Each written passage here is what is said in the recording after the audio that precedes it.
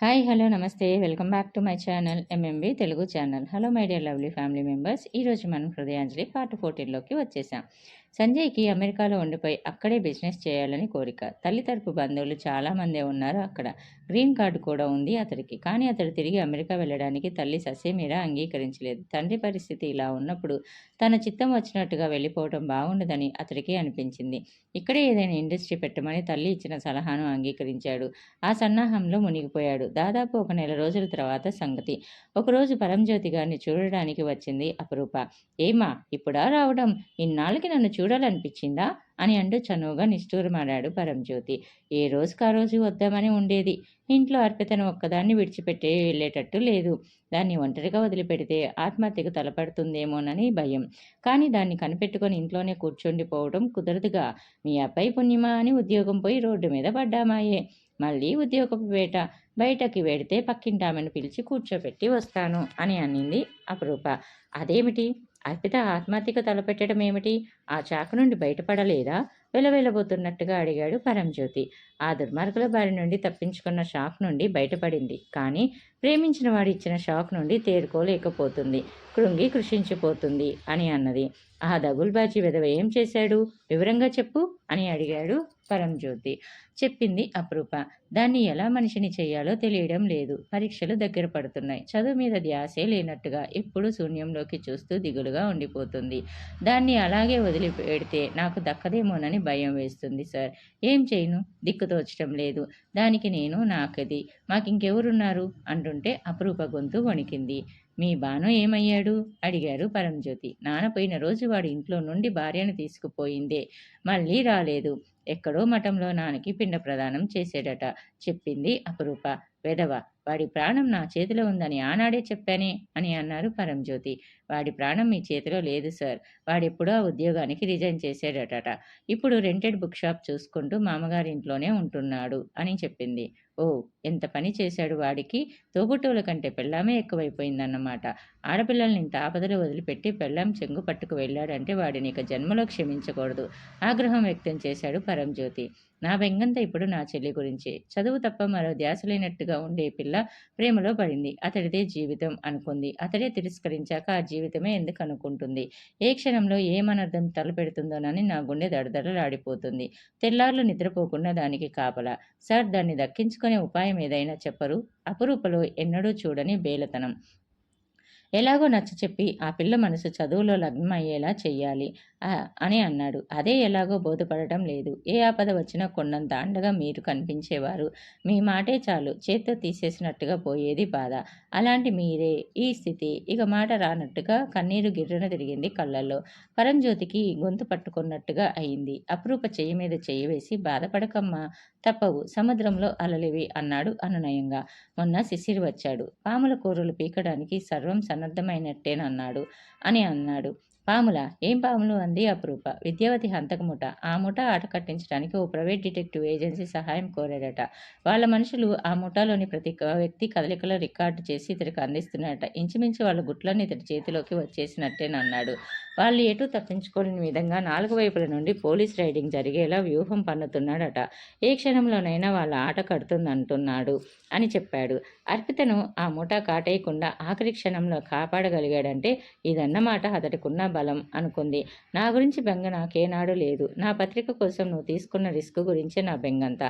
ఆ బెంగ అతడి మాటల వల్ల తొలగిపోయింది. నీ గురించి నేను నిశ్చింతంగా ఉండొచ్చు. నువ్వెంత కాదన్నా నిన్ను కంటికి రెప్పలా కాపాడుకోవడానికి అతడు ఉన్నాడు. ఒకసారి నిన్ను కాపాడాడు ఆ దుర్మార్గుల నుండి. ఇప్పుడు అర్పితను కాపాడాడు.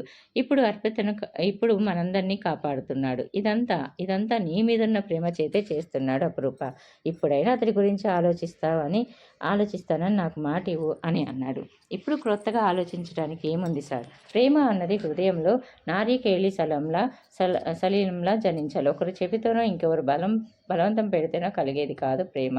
నాన్నగారు అంటూ ఏవో కాగితాలు పట్టుకుని గదిలోకి రాకపోయిన సంజయ్ గదిలో తండ్రి మంచం దగ్గర కూర్చున్న అపరిచిత యువతిని చూసి టక్కన ఆగిపోయాడు. రా సంజయ్ అని పిలిచారు. అతడు వస్తుంటే అపరూప లేచింది. నేను వస్తాను సార్, వీలు చూసుకొని త్వరలో రావడానికి ప్రయత్నిస్తాను అంది. ఒక నిమిషం ఆగు, వీడు మా అబ్బాయి సంజయ్. ఈమె మన పత్రికలో రిపోర్టర్గా పనిచేసిన అమ్మాయి అపరూప అని పరిచయం చేశాడు. ఓ విద్యావతి హంతక ముఠా ఫోటోలు తీసి వాళ్ళ సమాచారం అంతా సేకరించిన హీరోయిన్ ఈమెనన్నమాట. Glad to meet you. అతడు ఉత్సాహంగా చేయి చాచాడు. అపరూప చేతులు జోడించి నమస్కారం పెట్టి నేను ఇక వస్తాను సార్ అని సెలవు తీసుకొని వెళ్ళిపోయింది. సంజయ్ ఆమె చర్యకు నొచ్చుకుంటున్నట్టుగా అయ్యి కనుబొమ్మలు అదోలా ఎత్తి మగాళ్ళని చూస్తే ముడుచుకుపోయే రకమా అని నన్ను అడిగాడు. ఇది అమెరికా అనుకున్నావా చెయ్యి చెయ్యి కలపడానికి అని అన్నాడు పరంజ్యోతి. ఇండియా అయితేనే అమెరికా అయితేనే కొన్ని మర్యాదలు పాటించటానికి అని అన్నాడు సంజయ్. ఇప్పుడు నీ మర్యాద ఏం పోగొట్టింది? తన పద్ధతిలో నమస్కారం పెట్టింది కదా. ఇలా చెడిపోతావని అమెరికా పంపొద్దని చెప్పాను మీ అమ్మకు. కానీ ఆవిడికి అమెరికా వ్యామోహం ఎలా పట్టిందో కానీ నా కొడుకు అమెరికాలోనే చదవాలి అంటూ నిన్ను 15 ఏళ్లకే అమెరికా పంపిన ఫలితం ఇది. ఇప్పటికైనా ఇది భారతదేశం అని, మనమున్నది తెలుగు నేల అని, మనది హిందూ సాంప్రదాయం అని గుర్తుపెట్టుకుంటే మంచిది అని అన్నారు. నేను అమెరికా వెళ్ళి చెడిపోయానా? ఏం చెడిపోయాను? చదువుకోలేదా? ప్రయోజకుడిని కాలేదా? అమ్మ వింటే మీతో దెబ్బలాడుతుంది తెలుసా అని అన్నాడు సంజయ్. వెళ్ళి చెప్పరా, మంచంలో ఏం తోచడం లేదు, కాసేపైనా టైం పాస్ అవుతుంది అని అన్నారు పరంజ్యోతి. అసలు వచ్చిన పనే మర్చిపోయాను. ఈ కాగితాలు చూడండి నాన్నగారు, ఇవి మన ఇండస్ట్రీకి సంబంధించిన ప్లాన్ కాగితాలు. చదివి మీ సలహా ఇవ్వండి అని అన్నారు. ఇప్పుడు నాకంత ఓపిక లేదురా అని అన్నారు పరంజ్యోతి. ఇవి మీ తలగడ కింద పెడతాను, ఓపిక ఉన్నప్పుడే చదవండి అంటూ కాగితాలు ఆయన తలగడ కింద పెట్టి వెళ్ళబోయాడు. సంజయ్, ఆ ఫోన్ ఇలా అందుకోరా అని అన్నారు. ఎవరికి నాన్నగారు? ఫోన్ అందిస్తూ అడిగాడు.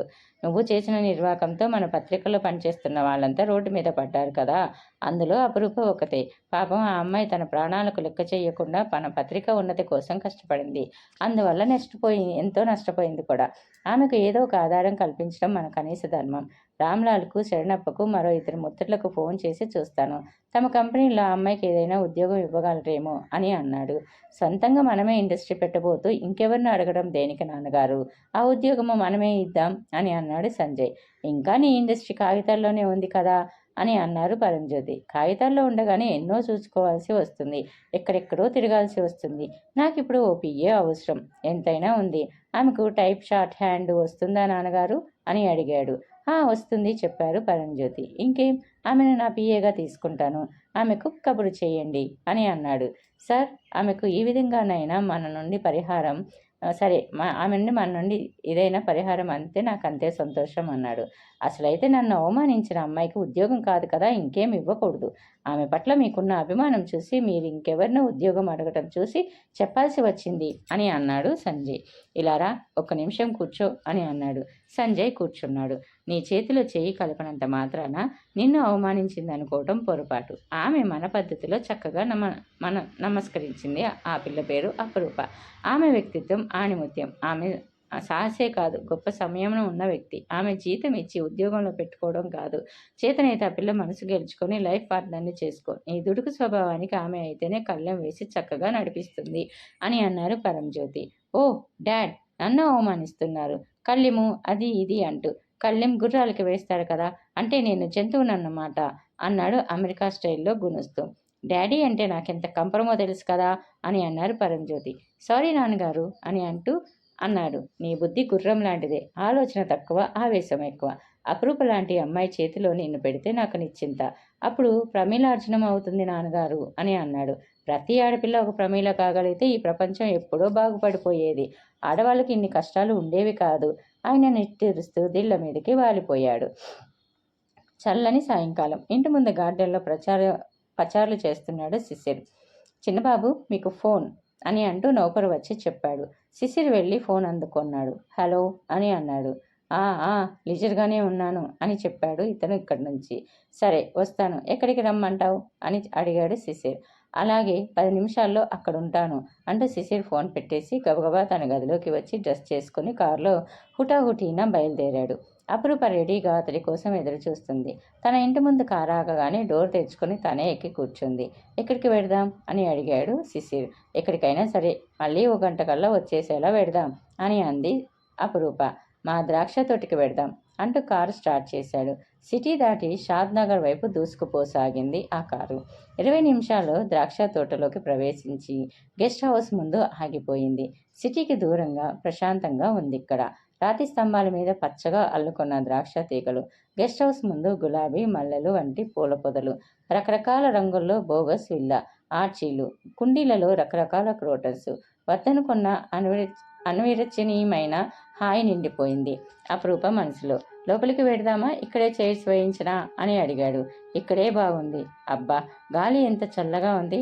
హఠాత్తుగా అపరూపకు తండ్రి గుర్తొచ్చాడు. అతడు సిటీనెప్పుడు అసహ్యించుకునేవాడు. ఇక్కడికి వచ్చాక పంచభూతాల సౌందర్యం ఏమిటో కనిపించకుండా పోయింది అని వాపోయేవాడు. ప్రకృతి ఎంత రమణీయమైందో చూడాలంటే ఇలా ఊరికి దూరంగా రావాలి అని అనుకుంది.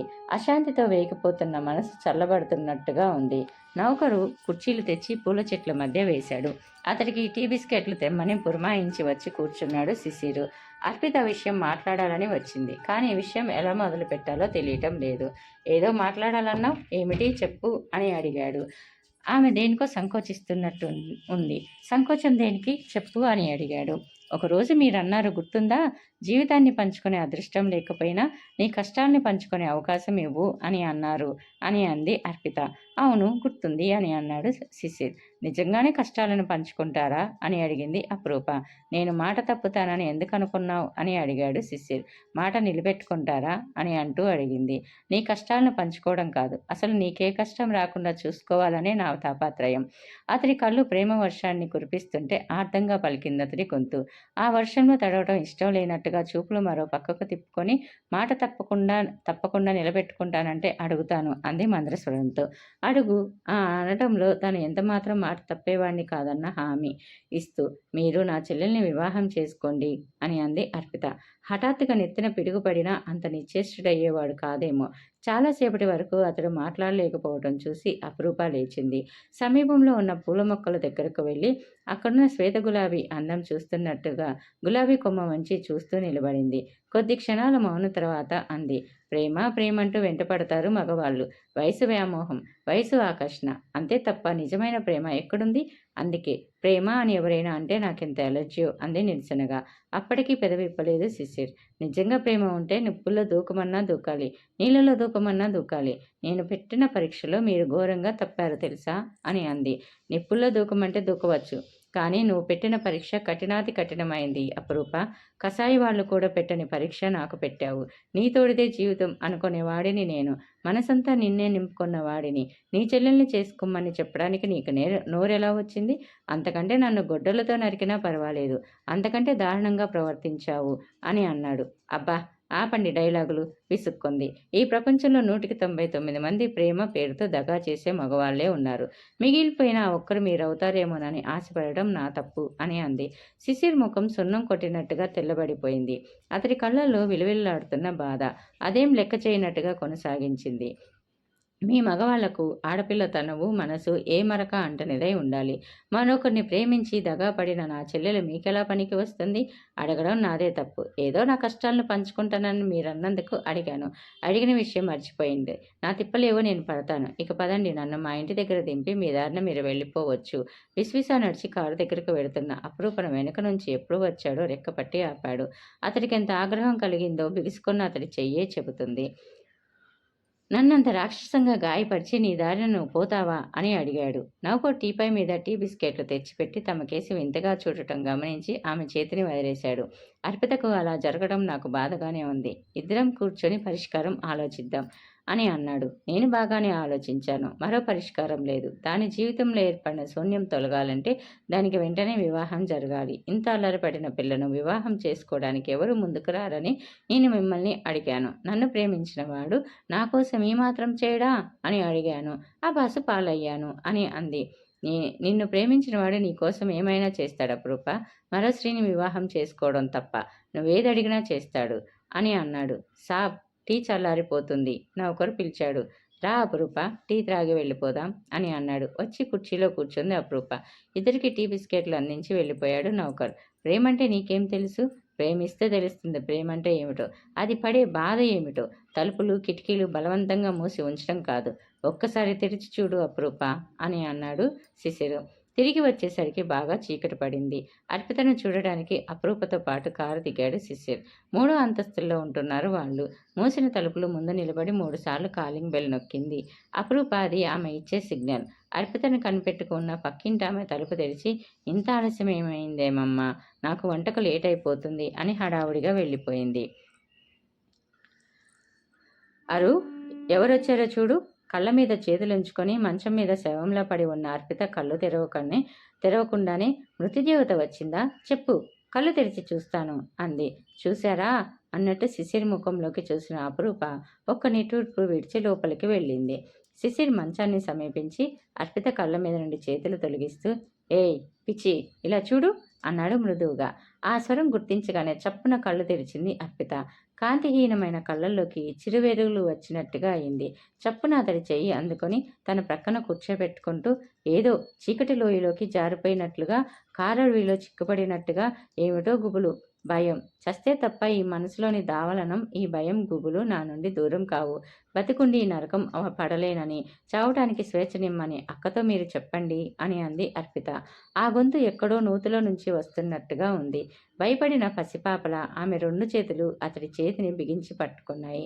అర్పితను చూస్తుంటే మనిషిని దిగులు ఇంతగా మార్చివేస్తుందా అని ఆశ్చర్యం వేసింది శిశిర్కి. గుంటలకు పోయి జీవరహితమైన కళ్ళు, పీక్కుపోయిన బుగ్గలు, ఛాయ తగ్గిన శరీరము, వేళ్లకు వచ్చిన ఎముకలు, అసలు ఆమె అర్పితేనా అనిపిస్తుంటే అతడి మనసు ద్రవించినట్టుగా అయింది. ప్రేమ జీవితంలో ఒక భాగం కావాలి, కానీ ప్రేమే జీవితం కాదు అర్పిత. ప్రేమ కోసం, అది ప్రేమలో దగా చేసిన వారి కోసం నీ జీవితాన్ని బలి చేయటం ఎంత తెలివి తక్కువతనం. గుండె కదుముకొని ఓడించవలసిన వాడే గుండెలో పొడిస్తే ఆ బాధ ఎలా తట్టుకునేది అని అంది అర్పిత. పొడిచిన వాడి మీద ప్రతీకారం తీర్చుకోవాలి, కానీ నిన్ను నువ్వు నాశనం చేసుకోవడం వివేకమా అని అడిగాడు. ప్రాణప్రదమైన వాడి మీద ప్రతీకారం తీర్చుకోగలరా ఎవరైనా?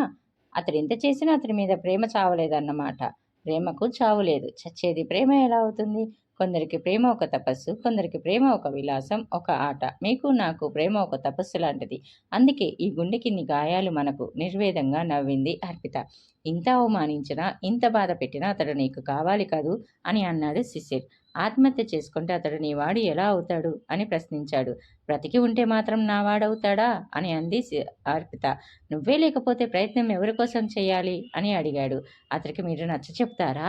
ఆశ రెప్రెపలాడిందా కళ్ళల్లో. నచ్చ చెప్తాను, కానీ అతడిలో మార్పు రావడానికి కొంత టైం పట్టొచ్చు. ఈలోగా నాకు ఒక మాట ఇవ్వాలి నువ్వు అని అడిగాడు శిశిర్. ఏ మాట అని అడిగింది అర్పిత. నేను చెప్పిన మాట వింటానని నువ్వు నాకు మాట ఇవ్వాలి అని అన్నాడు.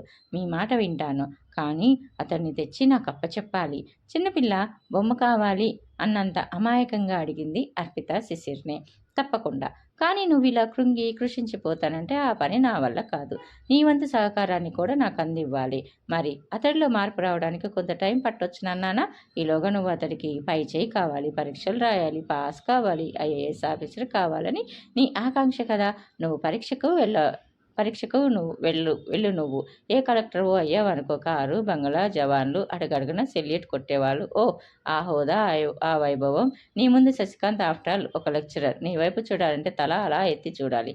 నీ బ్రతుకును కొంత అల్లరి చేసిన దుర్మార్గులను ఒక ఆట ఆడించవచ్చు. తలుచుకుంటే చాలు, వాళ్ళని నేలమట్టం చేయొచ్చు. అధికార యంత్రాంగం అంతా నీ కనుసన్నల్లో ఉంటుంది. మరి ఇదంతా నువ్వంటూ ఈ ప్రపంచంలో ఉంటేనే సాధించగలవు, అవునా అని అన్నాడు. నాకు చదువు మీదే కాదు, దేని మీద ఇంట్రెస్ట్ లేదు ఇప్పుడు అని అంది అర్పిత. కానీ శశికాంత్ మీద ఉంది కదా అని అడిగాడు శిశిర్. ఉంటే లాభం ఏమిటి? అతడికి నా మీద లేకపోయాక అని అంది. అదే కదా నేను చెప్పేది. అతన్ని నువ్వు అందుకోవాలన్నా నువ్వు ఎదగాలి. ఎదగాలంటే నువ్వు చదవాలి.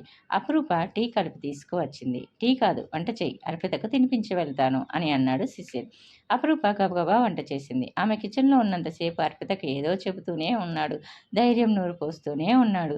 అపురూప ప్లేట్లో అన్నం, కూరగాయలు వడ్డించుకు తెస్తే చిన్నపిల్లకు ఆ మాట ఈ మాట చెబుతూ అన్నం తినిపించినట్టుగా అర్పితకు తినిపించాడు శిశిర్. ఈ క్షణం నుండి నువ్వు నా చిట్టి మరదలివి. ఏది కావాలన్నా నిస్సంకోచంగా నన్ను నువ్వు అడగొచ్చు అని చెప్పాడు శిశిర్. అతడిని సాగనంపడానికి క్రిందికి వచ్చిన అపురూప మనస్ఫూర్తిగా అంది.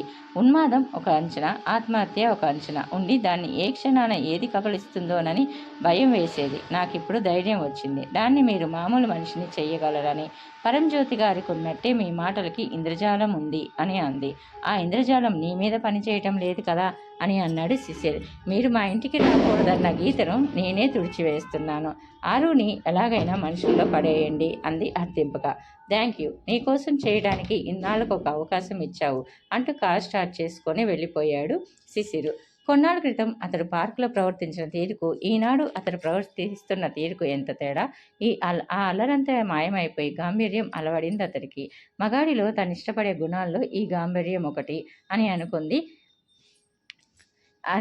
అపరూప. ఏదో కంపెనీలో ఇంటర్వ్యూకని తయారై బయలుదేరబోతున్నది అపరూప. పరంజ్యోతి గారి కారు డ్రైవర్ వచ్చాడు. బాబుగారు మిమ్మల్ని అర్జెంటుగా తీసుకురమ్మన్నారమ్మా అని చెప్పాడు. ఇప్పుడు పని మీద వెడుతున్నాను. సాయంకాలం వస్తానని చెప్పు అని అంది అపరూప. కాదు, అర్జెంటుగా తీసుకురమ్మన్నారమ్మా అని అన్నాడు. ఆయనకి ఆరోగ్యం బాగుంది కదా అని అడిగింది. అదుర్దాగా అడిగింది. బాగానే ఉన్నారు చెప్పాడు అతను. ఇంత అర్జెంటుగా ఏమిటా అని ఆశ్చర్యపడుతూనే వెళ్ళింది అపరూప. రా అపరూప అని పిలిచారు పరంజ్యోతి గారు. మీ ఆరోగ్యం ఎలా ఉంది? కూర్చుంటూ అడిగింది. నా ఆరోగ్యం నిక్షేపంగా ఉంది. లక్ష్మీ ప్రసన్న కుమారి పూజలు ఊరికే పోవు కదా అని అన్నారు ఆయన. భార్యని ఇంతగా అనుకునే వాళ్ళు అరుదు అని అంది ఆమె. అది ఆవిడ చేసుకున్న పుణ్యం అని అన్నాడు ఆయన. అర్జెంట్ పని అని పిలిచారట అడిగింది అపరూప. నీకు మంచి ఉద్యోగం వచ్చింది అని అన్నాడు పరంజ్యోతి. ఎక్కడా అని అడిగింది. మా అబ్బాయి దగ్గర పిఏగా. వాడు కొత్తగా ఇండస్ట్రీ పెట్టబోతున్నాడని తెలుసు కదా. ఇప్పటి నుండి బోల్డ్ పనులున్నాయని, మనిషి అవసరం ఉందని అన్నాడు అని చెప్పాడు. మీరు నన్ను రికమెండెడ్ చేశారన్నమాట అని అంది. చేశాను తప్ప అని అన్నారు పరంజ్యోతి. మీ అబ్బాయి దగ్గర నేను పిఏగా చేయడమా? ఏం చేయడానికి అభ్యంతరం ఏమిటి?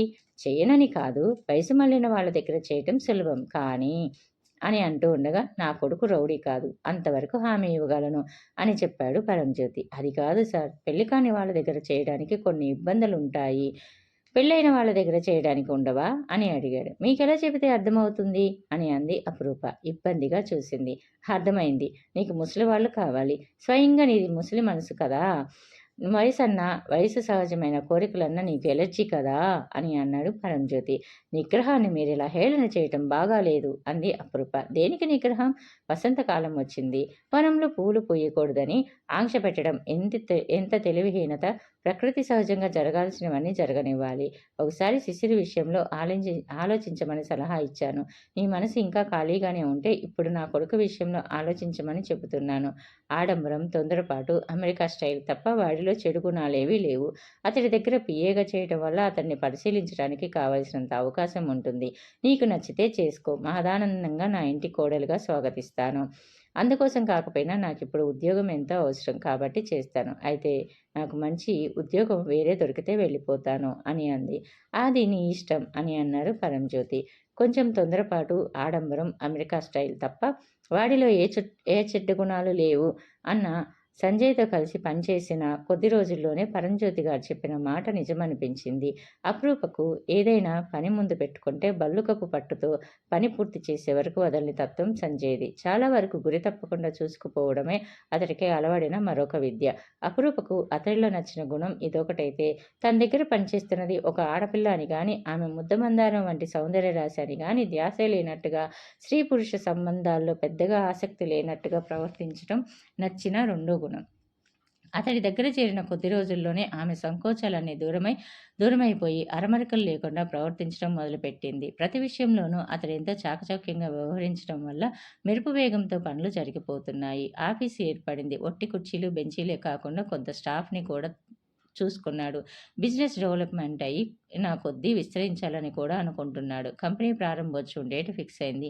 అందరికీ ఆహ్వాన పత్రికలు వెళ్ళాయి. పరంజ్యోతి పరిచయస్తుల్ని, సంజయ్ పరిచయస్తుల్ని ఒక కట్ట తీసి అపరూపకి కూడా ఇచ్చాడు, తన పరిచయస్తులకి పంచమని. నేనెవరికి పంచను అంది అపరూప.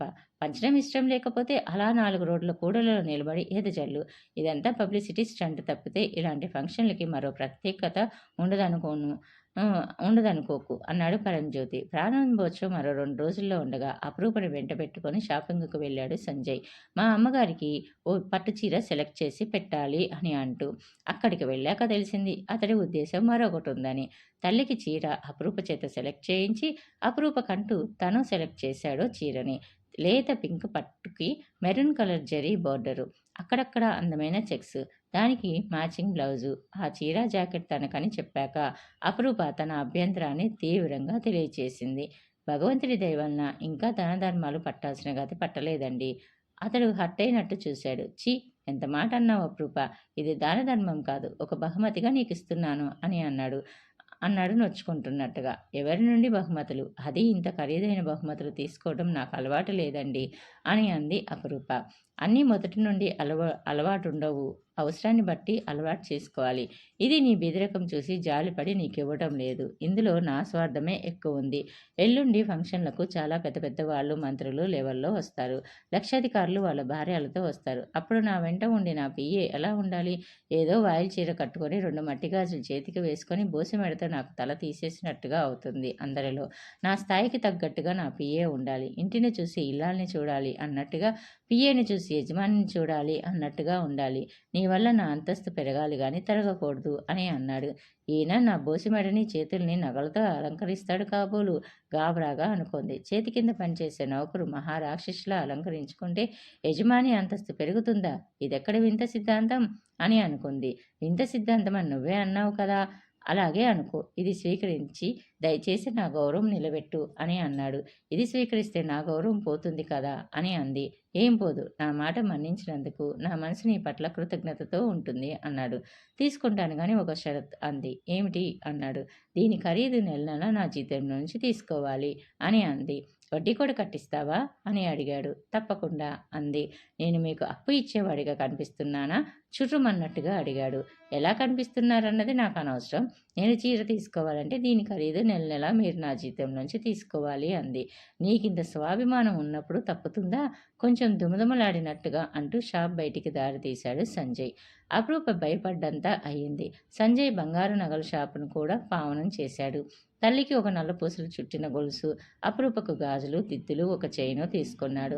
దాని ఖరీదు కూడా జీతంలోంచి తీసేసుకుంటాలే అని ముందుగానే చెప్పాడు. ఇంత అప్పు పెట్టి నన్ను జీవితాంతం రుణగ్రస్తురాల్ని చేస్తారా ఏమిటి అంది. నువ్వేం భయపడకు రూపా, 1-2 నెలల తర్వాత నీకు జీతం పెంచమని నాన్నగారు చెప్పారు.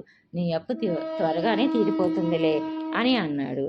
తిరిగి వస్తూ ఒకసారి పరంజ్యోతి గారిని కలిసి మాట్లాడి వెళ్ళిపోతానని చెప్పడంతో కారు తిన్నగా ఇంటికే పోనిచ్చాడు సంజయ్. తరచుగా ఇంటికి వస్తూ పోతూ ఉండటంతో లక్ష్మీప్రసన్న కుమారితో కూడా బాగానే పరిచయం ఏర్పడింది అపరూపకు. సంజయ్తో కలిసి షాపింగ్ చేసి తీసుకువచ్చిన ఆవిడకి చూపింది. అవి మీకోసం కొన్నారు మీ అబ్బాయి, ఇవి నాకు అప్పుగా ఇప్పించారు. నా దరిద్రావతారం చూడలేక అని తనకని కొన్నవి కూడా చూపించింది. ఆవిడ తల త్రిప్పి కొడుకు ముఖంలోకి రెప్పపాటు కాలం చూసింది. ఏదో అర్థమైనట్టుగా అనిపించి ఓ చిన్న నవ్వు నవ్వేస్తూ మంచి పని చేశాడు. తన దగ్గర పనిచేస్తున్న వాళ్ళు తనకు తగ్గట్టుగా ఉండాలంటాడు. తండ్రి ఎంత నిరాడంబరంగా ఉండాలంటాడో కొడుకు అంత ఆడంబర ప్రియుడు. వాడిదంతా కల్లా కపటం లేని తత్వం. నువ్వు అపార్థం చేసుకోకుంటే చాలు అని అంది ఆవిడ. అపార్థం చేసుకునేది ఏముంది కానీ నా వీధరికాన్ని ఎత్తి చూపిస్తున్నట్టుగా చేస్తేనే నాకు బాధ అని అంది. 1 లక్షాధికారి నీ బాసు, ఇంకా నీకు బీదరికం ఏమిటమ్మాయి? నువ్వెంత కష్టపడి వర్క్ చేస్తావని వాడెప్పుడు నీ గురించి మెచ్చుకుంటుంటాడు. నీ వర్క్కు తగిన ప్రతిఫలం నీకు ఇవ్వాలి కదా. నీ ప్రతిఫలం నీకు దక్కినప్పుడు నీకు ఇంకా బీదరికం ఎక్కడుంటుంది అని అన్నాడు. శ్రమకు తగిన విలువ ఇచ్చేవాళ్ళు దొరకటం నా అదృష్టం అండి. ఒకసారి సార్తో మాట్లాడి వెళ్ళిపోతాను అంది అపరూప. ఆయన ఇంకా నీకు సార్ ఏమిటమ్మాయి? పెద్ద ఆయన, చక్కగా అంకుల్ అని పిలువు.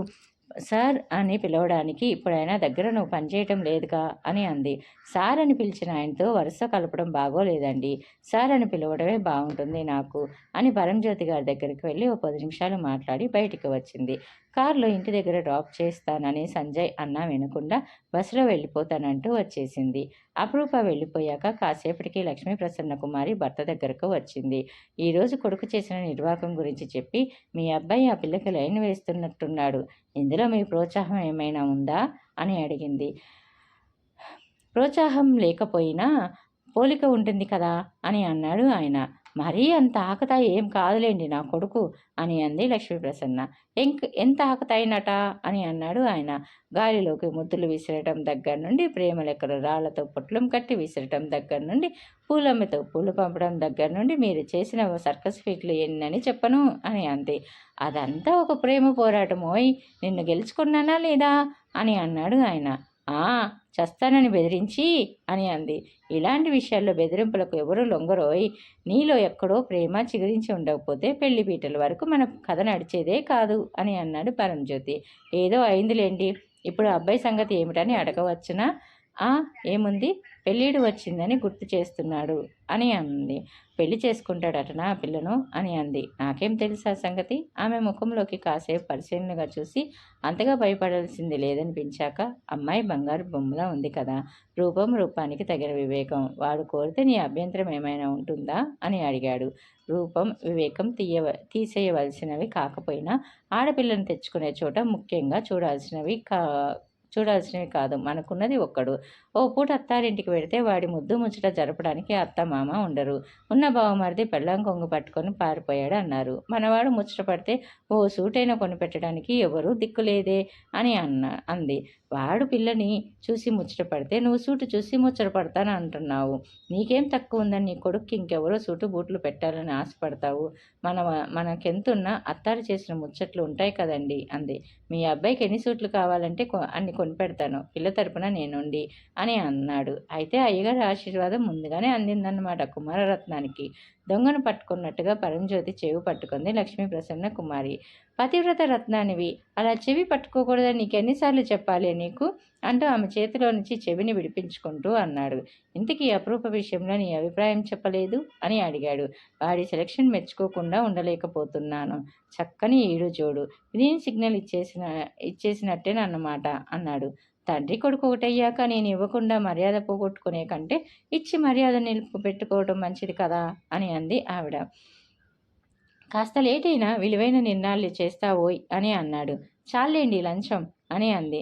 పెళ్ళానికైనా మగవాడు అప్పుడప్పుడు లంచం పెడుతూనే ఉండాలి అన్నాడు ఆయన. కాలింగ్ బెల్ 3 సార్లు మ్రోగింది. అర్పిత తలుపు తెరిచి రండి అంది. శిశిర్ లోపలికి వచ్చాడు, చేతిలో పుస్తకాల కట్టతో. ఎలా వ్రాసావు చివరి పరీక్ష అని అడిగాడు. మీ దయ వల్ల బాగానే రాశాను అంది. రాత్రింబవళ్ళు శ్రమపడింది నువ్వైతే మధ్యలో నా దయ ఏమిటి అన్నాడు శిశిర్. నేను మళ్ళీ చదువుతానని పరీక్షలు రాస్తానని అనుకున్నానా? మృత్యుదేవతకు స్వాగత సన్నాహాలు చేస్తున్న దాన్ని చెయ్యి పట్టి వెనక్కి తీసుకువచ్చి జీవితాశ కలిగించి మళ్ళీ చదువు మీద మనసు లగ్నమయ్యేలా చేశారు. మీ రుణం ఎలా తీర్చుకోను అంటుంటే అర్పిత గొంతు వణికింది. ఈ పుస్తకాలన్నీ చదివి పరీక్షలు మొదటి ర్యాంకులో పాస్ అయ్యి అని అన్నాడు. ఏం పుస్తకాలు ఇవి? అర్పిత సంబరంగా అందుకుంది పుస్తకాలను. ప్యాకింగ్ విప్పింది. యూపీఎస్పీ కాంపిటీషన్ పరీక్షకు వెళ్ళడానికి ఆ పుస్తకాలు. చాలా అరుదైన పుస్తకాలను శశిర్ సంపాదించాడు. మద్రాసులో మా ఫ్రెండ్ ఫోన్ చేశాడు. నీకు కోచింగ్ ఏర్పాట్లన్నీ పూర్తి చేశానని. 1-2 రోజుల్లో ఈ పరీక్షలు అలసట తీర్చుకొని బయలుదేరడమే. నువ్వు డేట్ ఫిక్స్ చేసి చెప్తే నిన్ను తీసుకెళ్లి మద్రాసులో మా వాడికి అప్పగించేసి వస్తాను అని అన్నాడు. పుస్తకాలు టేబుల్ మీద పెట్టి హఠాత్తుగా అతడి చేతులు అందుకొని అందులో ముఖం దాచుకొని ఏడవసాగింది అర్పిత. ఏమిటి కన్నీళ్లు అని అన్నాడు శిశిర్ విచిత్రంగా. దేవదత్తుడి బాణపు దెబ్బకు గిలగిల్లాడుతూ కింద పడిన రాజహంసను ఒడిలోకి తీసుకొని సపర్యలు చేసిన గౌతమునిలా నన్ను ఆదుకున్నారు మీరు. నా గాయాన్ని మాన్పి మనిషిని చేశారు. ఈ ప్రపంచమే ఓ దుస్వప్నంగా మారిన నాకు కాదు, ఈ ప్రపంచంలో ఇంత మంచితనం కూడా ఉందని చూపారు. ఎలా తీర్చుకొను మీ రుణం? అతడి అరిచేతులు ఆమె కన్నీళ్లతో తడిసిపోయాయి. చెప్పా కదా ఇందాకే, నువ్వు ఐఏఎస్ ఆఫీసర్వై ఈ జనాల చేత సలాం కొట్టించుకున్నప్పుడే నా రుణం తీరుతుంది. కర్చీఫ్ తీసి ఆమె బుగ్గలు కళ్ళు తుడిచి ఆమె భుజాల మీద చేతులు వేశాడు. ఇప్పటికి మాత్రం ఒక కప్పు మంచి కాఫీ చాలు అన్నాడు. చేసి తెస్తాను అని అంది. మీ అక్కయ్య ఇంకా ఆఫీస్ నుండి రాలేదా అని అడిగాడు. వచ్చింది, కూరగాయలకని వెళ్ళింది, వచ్చేస్తుంటుంది అంటుండగానే గుమ్మంలో నిలబడిన అపురూపను చూసి అర్పిత నిండా నూరేళ్లు నిన్నే అనుకుంటున్నాం అని అంది. కూరగాయల బ్యాగుతో లోపలికి వచ్చిన అపురూప, నేను కాఫీ కలిపి తెస్తాను, నువ్వు కూర్చొని మాట్లాడుతూ ఉండు అరు అని కిచెన్లోకి వెళ్ళిపోయింది. అర్పిత పరీక్షల్లో వచ్చిన ప్రశ్నపత్రాల గురించి చెప్తుంటే శిశిర్ దృష్టి టేబుల్ మీద పెట్టిన 2 అట్టపెట్టెల మీద పడింది. ముందుగా నగల పెట్టెలా ఉన్న దాన్ని చేతిలోకి తీసుకొని తెరిచాడు. తలతలలాడుతున్న బంగారు గాజులు 2, కెంపులున్న దుద్దులు, ఎరుపు తెలుపు రాళ్లు పొదిగిన స్వస్తిక్ లాకెట్ ఉన్న బంగారు గొలుసు, కళ్ళు జిగేల్మనిపించేలా ఉన్నాయి. పక్కనే మరో అట్టపెట్టె ఉంది. మీనాక్షి సిల్క్ శారీస్ సెంటర్ పేరుతో. మూత తీసి చూశాడు. ఖరీదైన పింక్ కలర్ పట్టుచీర. ప్రశ్నార్థకంగా కళ్ళెత్తి అర్పిత ముఖంలోకి చూశాడు శిశిరు. ఎల్లుండి పరంజ్యోతి గారి కంపెనీ ఇనాగరేషన్ ఫంక్షన్ ఉంది కదా, ఆ ఫంక్షన్లో తన పిఏ హుందాగా కనిపించాలని సంజయ్ గారు కొనిపెట్టారట బలవంతంగా అని చెప్పింది. హఠాత్తుగా చంద్రుడిని నల్లమబ్బు మింగేసినట్టుగా అయింది శిశిర్ ముఖం. తానెంత తప్పు చేసిందో తెలిసే నాలిక కరుచుకుంది అర్పిత. అప్పుగానే ఇప్పించారట. నెల నెల జీతంలో నుంచి కొంత పట్టించే ఒప్పందం మీద అక్క ఇవి తీసుకుందట అని చెప్పింది. అప్పంటే మీ అక్కకి తగని చిరాకు కదా అని అడిగాడు. ఎలా పుచ్చుకుంది అతడి నుండి అని అన్నాడు. ఎల్లుండి ఫంక్షన్కు చాలా గొప్ప గొప్ప వాళ్ళు వస్తారట. అందుకని సంజయ్ గారు బలవంతంగా కొనిపెట్టారట. బాసే కదా, మరీ కాదంటే కోపం వేస్తుందేమోనని తీసుకోక తప్పింది కాదట అంది అర్పిత. నేను ఇక వస్తాను. మద్రాస్కి ఎప్పుడు బయలుదేరుతావో చెప్తే అరేంజ్మెంట్స్ చేస్తాను అంటూ లేచాడు. అరే, కాఫీ తాగి వెళ్ళరా అని అడిగింది. పని ఉంది అంటూ వెళ్ళిపోయాడు. స్థానంలో నిలబడిపోయింది అర్పిత. ట్రేలో కాఫీలతో వచ్చిన అపరూప ఆశ్చర్యంగా ఏడి అయినా అంది. వెళ్ళిపోయాడు చెప్పింది అర్పిత. కాఫీ అడిగినవాడు చేసుకువచ్చేలాగా ఎలా వెళ్ళాడు అని అంది అపరూప. నీ బాస్ నుండి పుచ్చుకున్న ఈ బహుమతులను చూసి దిమ్మ తిరిగిపోయి అని కోపంగా అంది అర్పిత.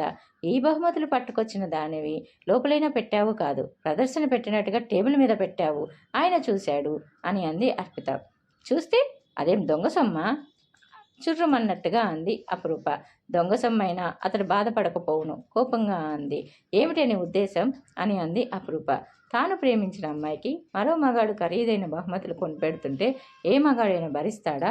నీ బాసు కొనిపెట్టాడని చెప్పగానే అతడి ముఖం ఎలా వెలవెలపోయిందో తెలుసా? తన ముఖంలోని బాధ ఇంకెవరు చూడడం ఇష్టం లేనట్టుగా పారిపోయాడు అంది అర్పిత. బాసు కొనిపెడితే నన్నుంచుకొని కొనిపెట్టలేదు. అవి అప్పుగా అంగీకరించాకే తీసుకున్నాను. ఇది అంత కాని పని ఏం కాదే. ఇందులో విపరీత అర్థాలు తీయడానికి ఎందుకు ప్రయత్నిస్తారు మీరంతా అని అంది. ఎంత మారిపోయావక్క అని అంది అర్పిత. ఏమిటని వాగుడు? అపరూప చెయ్యి పైకి విసురుగా లేచింది. నువ్వు ఒక పెళ్లి కాని యువకుడి దగ్గర పర్సనల్ సెక్రటరీగా పనిచేయడమే నాకు నచ్చలేదు. పైగా అతడి నుండి ఇలాంటి ఖరీదైన బహుమతులు అందుకోవటం. ఇవి అప్పని నీ ఆత్మసంతృప్తి కోసం అనుకున్నా అతడు నీకు ఇవి బహుమతిగానే కొన్నాడని నా ఉద్దేశం అని అంది అర్పిత. కొన్నాళ్ళ క్రితం ప్రేమ పాఠాలు చెప్పావు, ఇప్పుడు నీతి పాఠాలు చెప్తున్నావా అని అంది. సిగ్గు లేకపోతే సరి అంటూ ఈసరించి విశ్వస లోపలికి వెళ్ళిపోయింది. కొద్దిసేపటి క్రితం గుమ్మంలో కాలు పెడుతూ అర్పిత శిశిర్ చేతుల్లో ముఖం దాచుకుని ఏడవడం చూసింది. అతడి భుజాలు పట్టుకొని అనునయించడం చూసింది. అందులో వెకిలితనం లేదు, చెడు ఉద్దేశం కూడా ఏం లేదు. వాళ్ళిద్దరి మధ్య ఒక ఆత్మీయత ఏర్పడిన మాట మాత్రం నిజం. ఆ ఆత్మీయత అనురాగంగా మార్పు చెందితే చెదిరిపోయిందనుకున్న అర్పిత బ్రతుకు బాగుపడుతుంది, గౌరవంగా ఒకరికి ఇల్లాలై జీవిస్తుంది అని అనుకుంది. అందుకు అక్కగా తాను చేయాల్సింది చేయాలి. 10-12 ఏళ్ల పిల్లగా ఉన్నప్పుడే ఈ సంసార బాధ్యత నెత్తికెత్తుకుంది. ఎన్నో కష్టాలు పడింది. తండ్రి రుణం తెంపుకొని వెళ్ళిపోయాడు. తమ్ముడు పెళ్లి చేసుకుని తనకో గూడు చూసుకొని వెళ్ళిపోయాడు. మిగిలింది చెల్లెలు. నవ్వులు పాలైన చెల్లెలు. దాని జీవితం సరిదిద్దగలిగితే తన బాధ్యత పూర్తయినట్టే. అప్పుడు తానేమైనా పర్వాలేదు అని అనుకుంది. పరంజ్యోతి వాళ్ళ బంగ్లా ఆవరణలో చెట్ల మధ్య అక్కడక్కడ కుర్చీలు వేసి ఫంక్షన్కు అరేంజ్మెంట్స్ చేశారు. ఫంక్షన్ సాయంత్రం కావడం వలన అతిథులు లేటుగా రావడం వలన చీకటి పడి లైట్లు వెలిగాయి. రాకూడదనుకున్నా రాకుండా ఉండలేకపోయాడు శిశిర్. అతడికి డబుల్ ఇన్విటేషన్స్ అందాయి. ఒకటి పరంజ్యోతి నుండి, ఇంకొకటి అపరూప నుండి. పరంజ్యోతి ఫోన్ చేసి మరీ చెప్పాడు రమ్మని. అతిథులు చాలా వరకు జంటలుగానే వచ్చారు. ఆ జంటల్లో ఒక జంటగా తిరుగుతున్నారు సంజయ్, అపరూప. నవ్వుతూ త్రుళ్ళుతూ అతిథుల మర్యాదలు చూస్తున్నారు. ఎప్పుడూ సీరియస్గా రిజర్వ్డ్గా ఉండే అపరూప ఎవరో మంత్రం వేస్తే మారిపోయినట్టుగా అయ్యింది. సంజయ్తో సమానంగా చలాకీగా తిరుగుతుంది. ఖరీదైన అలంకారంలో తలుకు బెలుకు వెదజల్లుతుంది. చాలా వరకు వాళ్ళనే చూస్తున్నారు వచ్చిన వాళ్ళు. మాకు చెప్పకుండా పిల్లను కుదుర్చుకున్నట్టున్నావే లక్ష్మి, పెళ్ళెప్పుడు చనువుగా అడిగింది ఒక ఆమె. పిల్లను కుదుర్చుకున్నానని ఎవరు చెప్పారు? తెల్లబోయింది లక్ష్మీ ప్రసన్న కుమారి. ఆవిడ వ్రేలెట్టి చూపించింది అపరూప కేసి. నీ దుంపతెగ, ఎంత కథల్లేసావే అనసూయ. ఆ పిల్ల మా వాడి పియ్యే, పేరు అపరూప అంది లక్ష్మీ ప్రసన్న. పియ్యే అంటే పెళ్ళంగా తప్ప అన్నిటికీ వచ్చేదని అర్థం. వయసొచ్చిన రసికత్వం వదలని ఆవిడ మొగుడు అన్నాడు. ఈ సంభాషణ చెవిన పడుతుంటే శిశిరికి లేచి వెళ్ళి ఆ ముసలోడి గూబ గుయ్యమనిపించాలనిపించింది. ఎవరో అభినందిస్తున్నారు సంజయ్ని. యు ఆర్ లక్కీ, చాలా అందమైన పియ్యే దొరికింది అని. అతడి పెదవుల మీద సగర్వమైన హాసం కదిలింది. అందమైన పెళ్ళాం దొరికింది అన్నట్టు మాట్లాడతావేం? పియ్యే ఈరోజు ఉంటుంది, రేపు పోతుంది. మరో మిత్రుడు కన్నుగీటి అన్నాడు.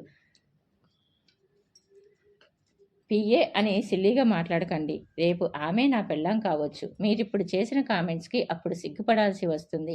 పిఏ అని అన్నాడు సంజయ్. పిఏ పెళ్ళమైనట్టు ఎక్కడా వినలేదు. అయితే ఇది 8వ వింత అని అనాలి అన్నారు. పర్సనల్ సెక్రటరీ అంటే కార్యేషు దాసి కరుణేష్